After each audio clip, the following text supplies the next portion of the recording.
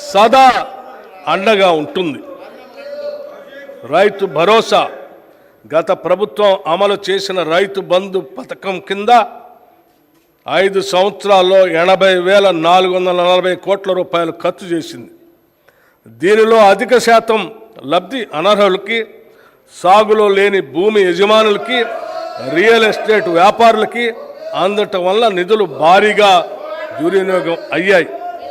గత ప్రభుత్వం చేసిన ఈ నిర్వాహకం వల్ల ప్రభుత్వ సొమ్ము నిరుపయోగమైంది. గత ప్రభుత్వం వారు రూపొందించుకున్న నియమ నిబంధనలను వారే తుంగలో తొక్కారు. ఇది చాలా శోచనీయం మరియు క్షమించరాని నేరం. మా ప్రభుత్వం అర్హులైన రైతులకు మాత్రమే లబ్ధి చేకూరేలాగా రైతు బంధు పథకం స్థానే రైతు భరోసాను తీసుకొచ్చింది. ఈ పథకం ద్వారా అర్హులైన రైతులకు ఏటా ఎకరానికి 15,000 రూపాయలు చెల్లించాలన్నది మా ప్రభుత్వ సంకల్పం. దీని అమలుకు విధి విధానాలు చర్చించి నిర్ణయించడానికి ఒక కేబినెట్ సబ్ కమిటీ ఏర్పాటు చేశాం. ఈ కమిటీ పలు జిల్లాల్లో పర్యటించి ఆ ప్రాంత రైతుల్ని, వ్యవసాయ రంగ నిపుణుల్ని, మేధావుల్ని సంప్రదించి వారి అభిప్రాయాలను సేకరించింది. ప్రజాభిప్రాయాలన్నింటినీ క్రోడీకరించి వాటిని గౌరవ సభలో ఉంచి చర్చించి గౌరవ శాసనసభ్యుల అందరి అభిప్రాయాన్ని తీసుకొని అమలు చేయాల్సిన విధి విధానాలపై తగిన నిర్ణయం తీసుకుంటాం. ప్రభుత్వ విధానాలు పారదర్శకంగా ప్రజల భాగస్వామ్యంతో ఖరారు చేయాలి.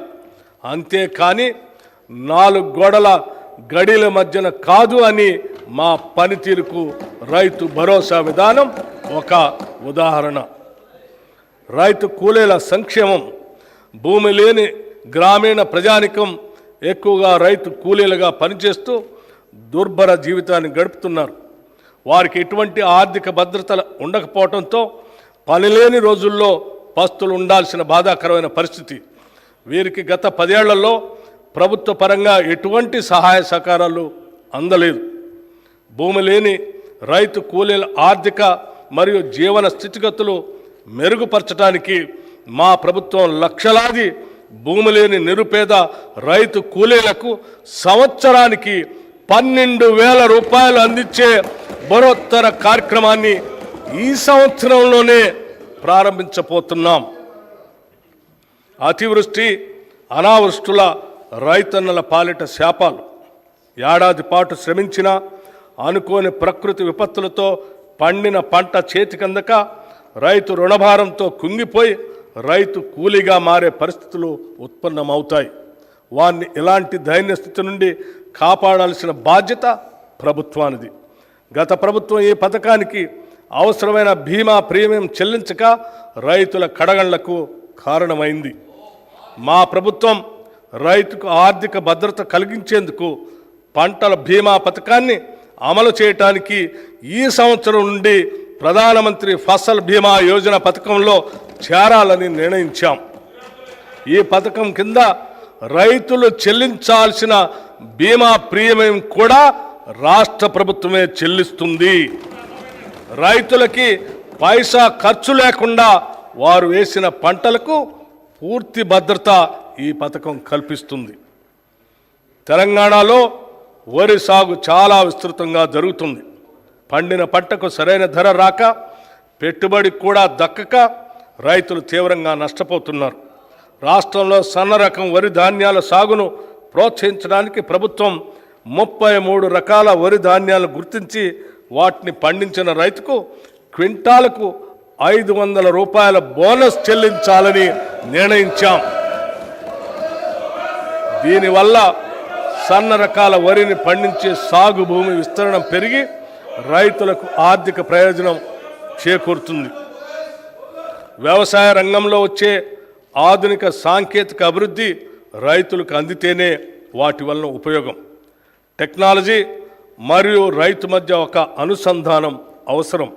రైతులకు ఎప్పటికప్పుడు కొత్త శాస్త్రీయ పద్ధతుల ద్వారా దిగుబడులు పెంచుకోవటం, పంటలను తెగుళ్ల బారి నుండి రక్షించుకోవటం మరియు ఇతర వ్యవసాయ రంగ పరిజ్ఞానం అందించటం మా ప్రాధాన్యతగా ఉంది. ఈ కార్యక్రమంలో భాగంగా ప్రొఫెసర్ జయశంకర్ తెలంగాణ రాష్ట్ర వ్యవసాయ విశ్వవిద్యాలయ శాస్త్రవేత్తల సహకారంతో వీడియో కాన్ఫరెన్సుల్ని నిర్వహిస్తున్నాం. కుట్రపూరితమైన ఉద్దేశంతో గత ప్రభుత్వం చేసిన దుశ్చర్య ధరణి.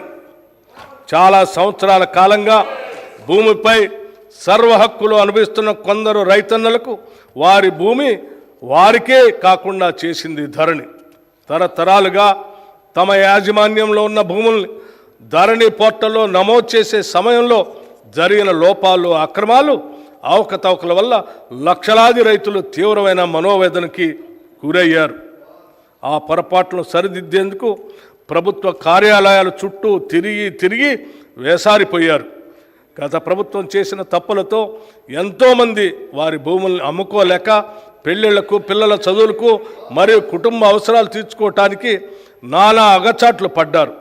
లోపభూయిష్టమైన ధరణి నిర్వహణ వల్ల చాలామంది రైతులకి అందవలసిన రైతు బంధు, రైతు బీమా వంటి ప్రభుత్వ పథకాలు కూడా అందక నష్టపోయారు.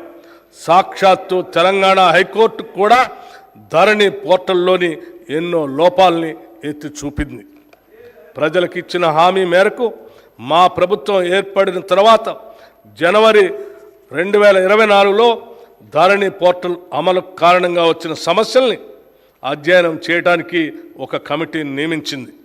ఆ కమిటీ సూచనల మేరకు మొదటి దశలో పెండింగ్లో ఉన్న దరఖాస్తులను పరిశీలించి పరిష్కరించడానికి స్పెషల్ డ్రైవ్ను ఈ సంవత్సరం మార్చి 1 నుండి మార్చి 15 వరకు జిల్లా కలెక్టర్ల ఆధ్వర్యంలో చేపట్టాం.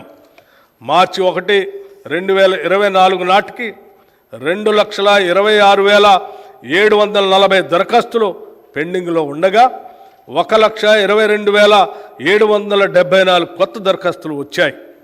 మొత్తంగా ఉన్న 3,49,514 దరఖాస్తుల్లో మార్చి 1 నుండి నేటి వరకు 1,79,143 దరఖాస్తుల్ని పరిష్కరించాం.